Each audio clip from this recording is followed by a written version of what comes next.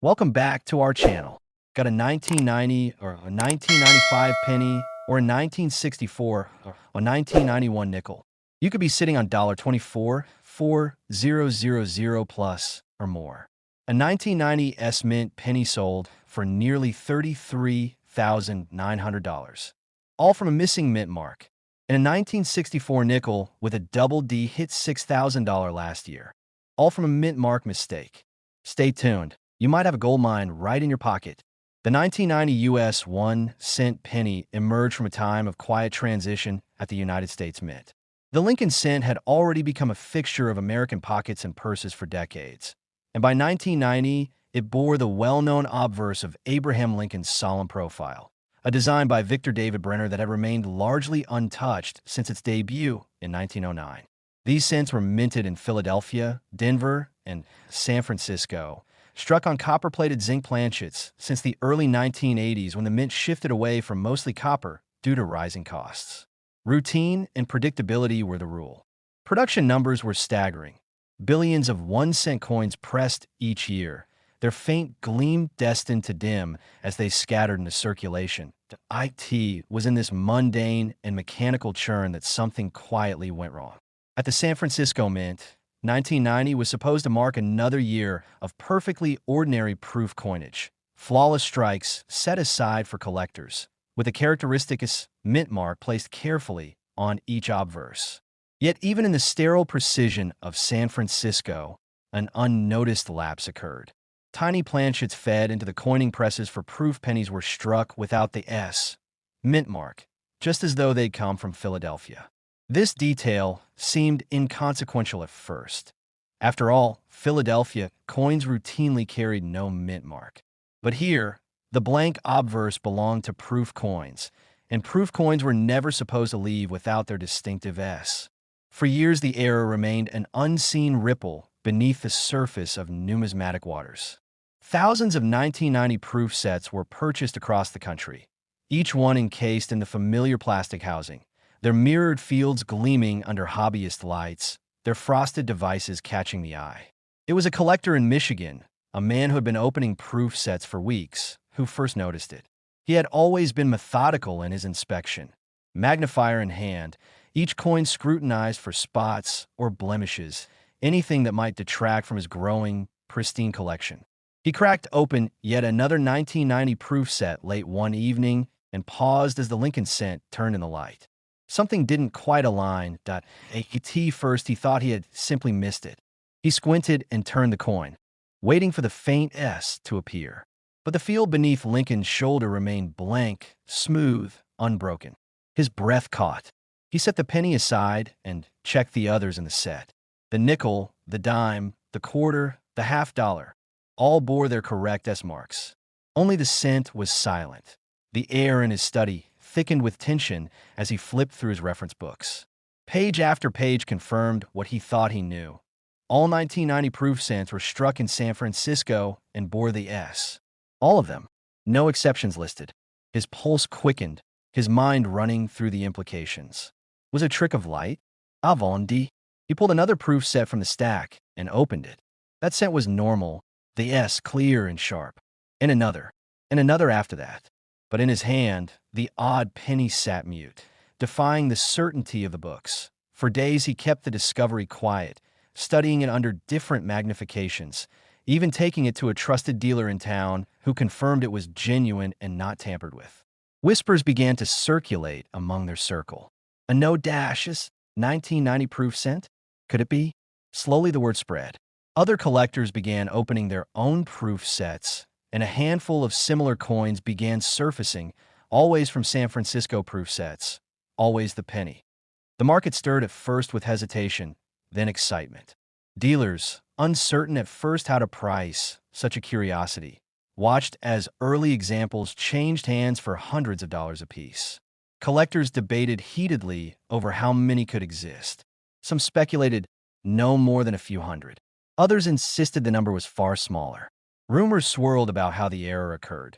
Some blamed inattentive workers switching dies without noticing, others a misfeed or a die already missing its mark. The truth, perhaps, was simply human oversight in a place where perfection was assumed. The man from Michigan, still holding the first known specimen, watched as its value climbed. Weeks later, an auction house accepted his coin, and bidding surpassed even his boldest expectations.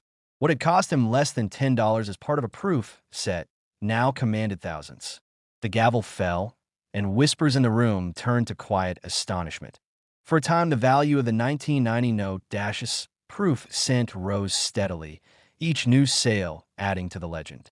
From hundreds to thousands, then higher still, the error transformed what should have been a routine cent into one of the most coveted modern varieties. And yet its journey was anything but linear. As more examples were discovered, the price danced up and down, a fragile balance between rarity and discovery. Collectors grew more determined to find them, opening sealed proof sets from basements and attics, hoping for their own twist of fortune. Over the years, the market settled into a rhythm. The coin became recognized as a modern rarity, yet never predictable. Some years brought higher prices as demand surged, then cooled again when new examples hit the market. Even today, estimates of surviving pieces vary wildly, and each fresh find sends a ripple of excitement through the numismatic community. Physically, the error is subtle yet striking. The coin otherwise mirrors its brethren in every respect. The mirrored fields, the sharpness of strike, the satin frost devices. Only the absence of that tiny S tells the tale. And therein lies its power. A proof coin masquerading as an ordinary cent, its flawless surfaces betrayed only by omission. Many have wondered how such a coin even escaped the mint's quality control. Some speculate entire sheets of planchets may have been struck before anyone noticed. Others believe only a single pair of dies were to blame, quickly corrected once the oversight was discovered. Yet perhaps the most unexpected revelation came years later, when a researcher examining mint records uncovered something peculiar. Deep within a file of production notes was a memo suggesting that the mint may have been aware of the error even before it became public knowledge. According to the memo, a small number of defective proof cents were pulled aside during inspection, but others slipped through regardless. No public announcement was ever made, and the coins quietly entered the hands of collectors. This discovery sparked renewed debate. Was the error truly accidental or a quiet experiment? The man from Michigan, long since retired from collecting, still keeps a framed photograph of his coin above his desk. He often recalls the feeling of that quiet evening when he first saw the blank field under Lincoln's shoulder. The absence that meant everything. A silent, overlooked detail that rewrote the story of an otherwise ordinary year. To him, the 1990 note Dash's proof cent is a reminder that even in a world of machines and routine, there is room for chance, for mystery, for that sudden spark when the familiar becomes unforgettable.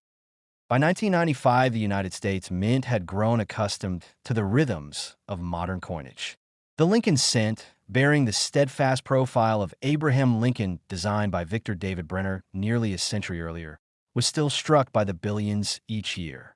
Proofs and business strikes alike flowed from the presses at Philadelphia, Denver, and San Francisco, and collectors knew what to expect from their pocket change. Bright copper-plated zinc pennies that, if nothing else, did their humble duty in daily commerce.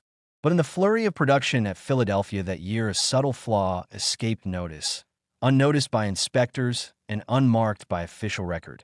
The year had already brought its share of routine changes. Technology at the mint had improved slightly, with updated presses and dies promising sharper details and greater consistency. Still, under pressure to produce massive quantities, die, wear, and misalignment were always a threat, and it was in this environment that something quietly happened. Some of the dies used to strike the 1995 cents had slipped out of perfect alignment, but not in the usual sense. What occurred instead was a doubling of the obverse design, visible under magnification, but subtle enough to evade even casual scrutiny. With tea first, these pennies poured into circulation alongside their flawless brethren. To the average, they seemed no different. A collector in Ohio, long dedicated to searching through rolls from his local bank, noticed one evening that something about the date and inscriptions on a freshly unwrapped penny caught the light in an unusual way. He tilted the coin, expecting perhaps a nick or stain, but instead saw that the word liberty seemed to shimmer as though outlined twice. In God We Trust bore the same peculiar effect, faint but undeniable. The letters appeared doubled, shadowed just slightly, as if the design had slipped and stamped again. His heart quickened as he studied the date, the 1995 itself showing faint echoes of doubling. He'd seen doubling before, mechanical doubling, the result of die bounce or slippage, which left flattened, shelf-like images. But this was different. The doubling was rounded, distinct, a true double die. He consulted his reference materials late into the night and found nothing officially listed for 1995. Could this really be something new? Word of his find trickled through collecting circles cautiously at first. As more hobbyists began searching their own roles, more examples began to surface. Always the same telltale signs, doubling on the obverse lettering, the inscriptions, even the date. Yet each coin seemed just slightly different, some strikes more dramatic than others, as though the error had been caught partway through production. The Ohio collector, who'd stumbled upon the first confirmed example, sent his coin to a professional grading service, his hands almost trembling as he packed it up. Weeks later, the slab returned, encapsulated and authenticated, the label confirming what he dared to hope. 1995 double die obverse. In the months that followed, the price of these error pennies began to stir. At first, they changed hands, quietly for modest premiums, a few $100s each.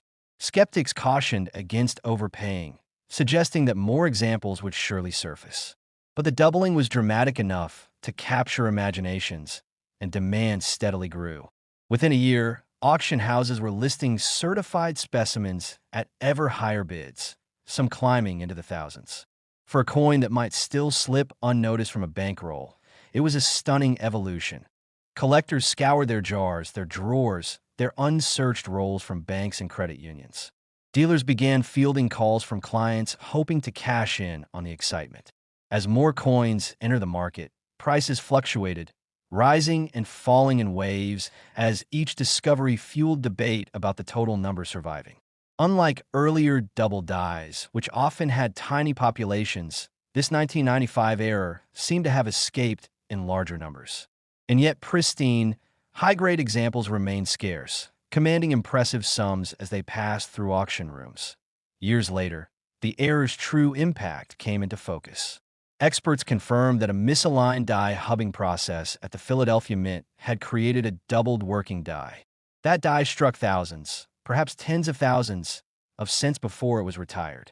But in the ocean of 1995 pennies minted, the percentage was vanishingly small.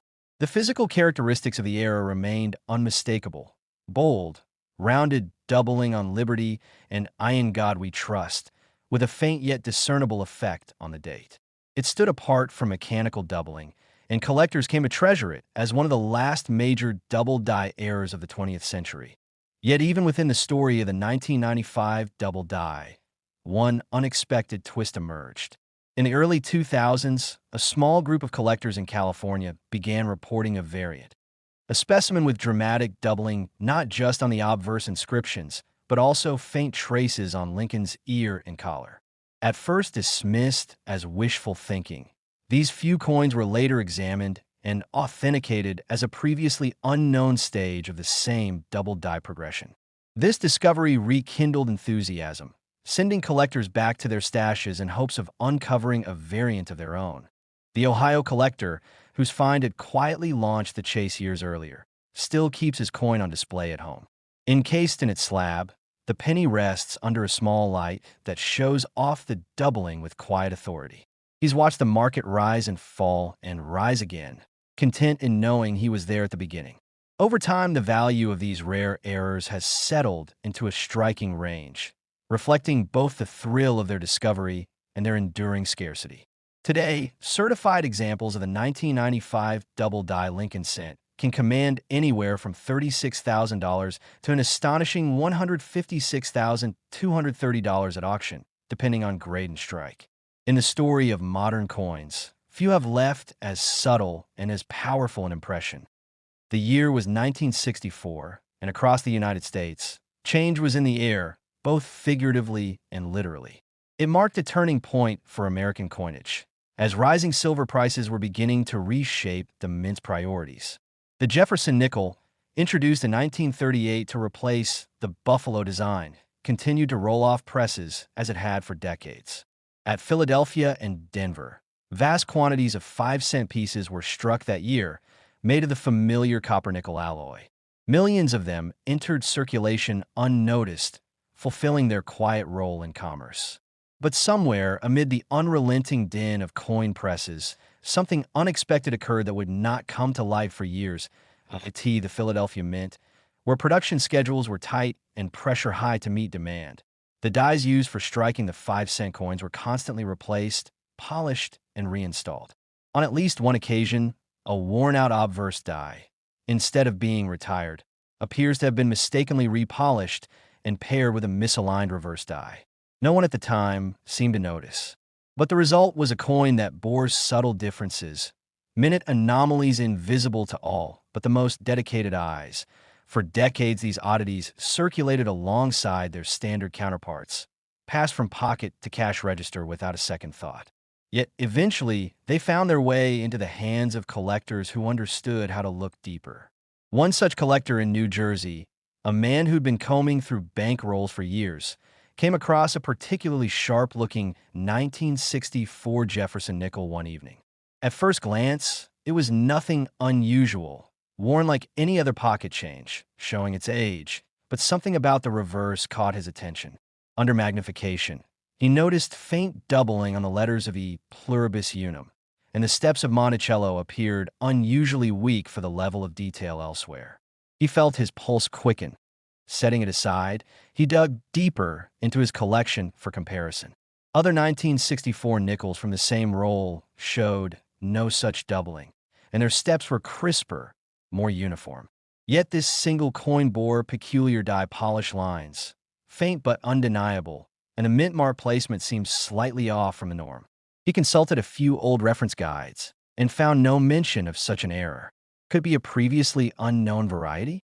He reached out quietly to a few fellow collectors, sending detailed photographs of the anomalies.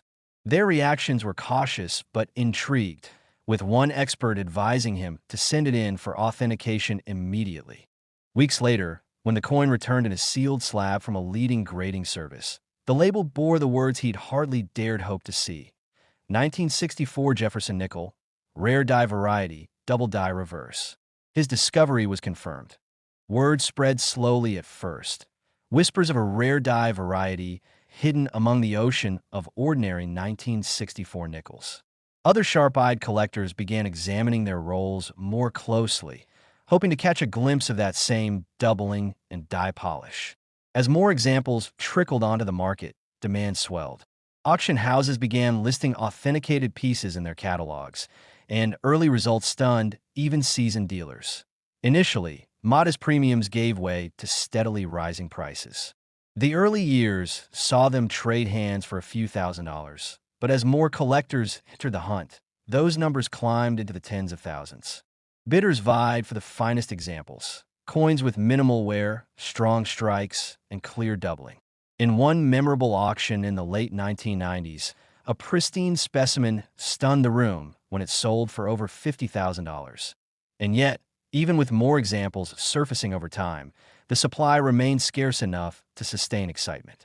Collectors realized that only a tiny fraction of 1964 nickels bore this error, and even fewer survived in high grades. The coin's value continued its slow, unpredictable ascent, buoyed by its mystique and the thrill of the hunt. Today, decades after its quiet emergence, the 1964 Jefferson nickel rare variety stands as one of the more elusive modern errors, a testament to the imperfections and human touch inherent in even the most mechanized processes. The physical characteristics of the error remain unmistakable to those who know what to look for. On the reverse, doubling appears faintly but distinctly in the lettering, particularly around E pluribus unum. Die polish lines slash across the fields, hinting at hasty reconditioning, and the steps of Monticello, normally a hallmark of quality on Jefferson nickels, are weak, poorly defined, a casualty of the mismatched die pairing. For many collectors, it's these subtle flaws that make the coins so compelling. A reminder of how something imperfect can, over time, become extraordinary. But the story carries one last unexpected turn. In the early 2000s, a handful of collectors uncovered a variant of the variety that bore even more dramatic doubling than the known examples, as though struck earlier in the die's life, before wear dulled the effect. These few ultra-rare specimens set off a new wave of excitement, sending collectors back into their hoards to search yet again. The New Jersey collector still keeps his original find, displayed prominently in his office. Encased and certified, the coin that once sat unnoticed in a bank roll now commands awe from all who see it. He's watched the value climb over the years with quiet satisfaction, content in knowing he uncovered one of the century's hidden treasures. Today, depending on grade and quality, the very rare 1964 Jefferson nickel error commands an impressive range at auction, with prices stretching from $66,000 all the way to an extraordinary $132,000 for the finest examples. A fitting reward for one of America's quietest yet most captivating coin stories. In 1991, the presses at the United States Mint continued their steady rhythm, churning out countless coins to fuel the country's everyday commerce. Among them was the familiar Jefferson nickel, a design that had become so commonplace over the decades it rarely drew more than a passing glance.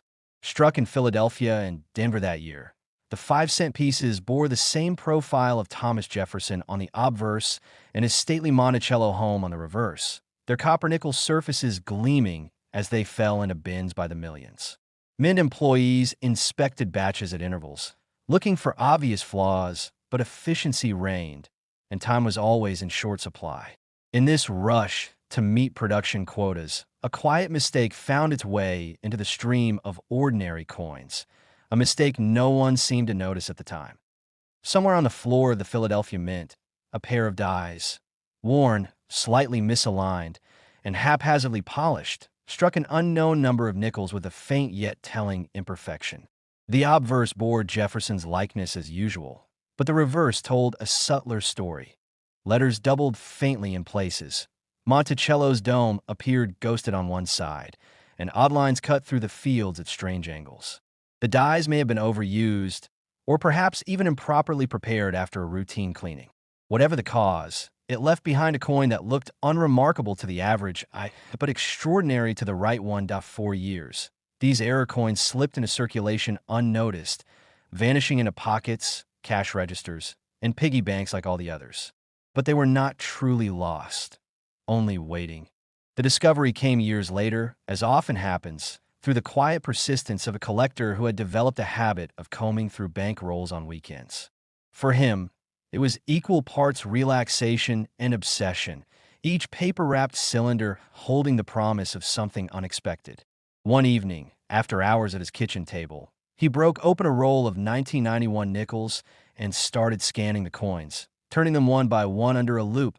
At first glance, they all seemed the same. Worn surfaces, dull edges, nothing remarkable. Then he stopped at one near the bottom of the roll. The reverse caught the light differently, not brighter, but uneven, as if the metal itself carried whispers of another layer beneath. He leaned closer and saw the faint doubling in the word Monticello, the ghostly blur of lines trailing off the dome, and peculiar die scratches streaking across the field. His heart picked up speed. He set it aside and kept looking, pulling 2 more from the same roll with similar features. He knew better than to jump to conclusions, so he spent the next few nights comparing them to standard 1991 nickels from his collection, poring over reference books and online forums. No mention. The feeling grew stronger that he'd stumbled onto something unusual, something undocumented. Not long after, he submitted his best example for authentication. The wait felt endless, but the response came back with the confirmation he hoped for. The label read, 1991 Jefferson nickel, rare, error variety, double die reverse. It was real. He told no one outside his closest circle at first, but words soon slipped out. Images of his coin circulated among specialists, who began scrutinizing their own 1991 nickels more carefully. Over the next few years, a small handful of other examples were reported, never in great numbers and never in pristine condition. Each new find only heightened the coin's reputation, transforming it from an obscure curiosity into a coveted prize. The market responded slowly at first, but once reputable auction houses began listing authenticated examples, the numbers started climbing. Early sales brought several $1,000s for coins in mid-grade, enough to catch wider attention. As the pool of interested collectors deepened, so too did the competition for high-grade specimens. By the late 2000s, choice examples were commanding well into five figures, sparking fierce bidding wars among those determined to own one of the rarest modern nickels in existence. The fascination wasn't just about rarity, but about the understated nature of the error itself. Unlike dramatic misstrikes or missing planchets, the 1991 Jefferson nickel error revealed itself only to those who looked closely, rewarding patience and sharp eyes. Collectors loved the subtle doubling, the unusual die lines, the slightly softened steps on Monticello. Every detail seemed to tell the story of a moment in time when human oversight and mechanical fatigue conspired to create something extraordinary. What made the story even more remarkable was the twist that emerged years later. Among the few authenticated specimens already known, a single example surfaced that displayed even stronger doubling and sharper features than any before it, suggesting it may have been struck earlier in the die's life, before wear dulled its distinctive marks. This coin ignited fresh debate and speculation, reigniting interest just as the market seemed to plateau. Collectors wondered if there could be more undiscovered at that same level of sharpness, hidden somewhere in the endless sea of ordinary nickels. Today, the 1991 Jefferson nickel rare error hold a respected place among modern American numismatics, a quiet testament to the chance imperfections that sometimes slip through even the most rigorous systems. It remains as elusive as it is sought after, the kind of coin that can still appear in a humble bankroll, waiting for the right hands to recognize it.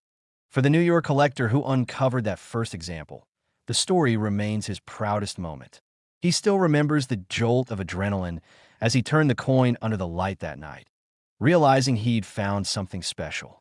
That very coin now sits at the center of his collection, its value having risen far beyond anything he imagined when he first held it. After decades of slow appreciation and sudden surges, the very rare 1991 Jefferson nickel error has reached astonishing heights. Depending on its grade and clarity, examples today sell at auction for between $50,000 and an extraordinary $115,000. Proof that even the smallest, quietest details can carry an unforgettable story.